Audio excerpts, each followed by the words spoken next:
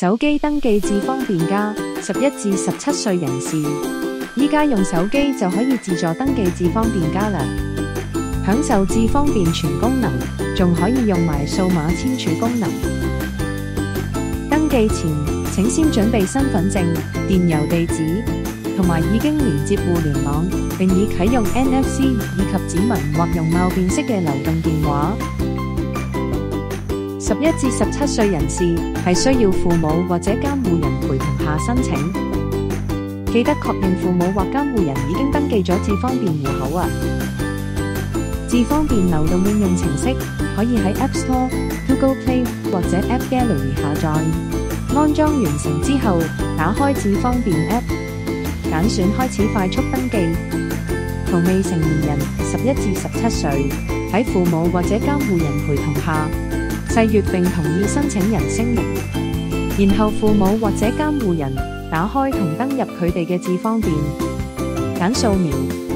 掃描申請人流動電話入面顯示嘅二維碼，父母或者監護人亦要細閱並同意父母或監護人聲明。父母或監護人同意之後，申請人就可以繼續登記程序啦。先拍攝身份證正面。喺登記過程中，如果有需要嘅話，你可以揀選啟用聲音導航。跟住，根據指示，將身份證正面緊貼手機 NFC 天線嘅位置，直至讀取完成。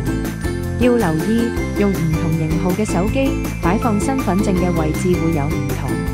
如果係 Android 手機，可以調校身份證位置，直到見到5粒綠色指示燈亮起。如果係 iOS 手機，就要將身份證放近手機頂部，記得維持嗰個位置直至讀卡完成啊！下一步，將面容對正屏幕上嘅相框，配合指示完成動作，例如眨眨眼、張開嘴巴、頭向左或右轉，同埋接受原光活體檢測。完成後，請提供平時解鎖嘅生物認證，例如係容貌辨識或者指紋辨識。最後設定智方便6位數字密碼，同提供電郵地址，咁就成功登記智方便+啦。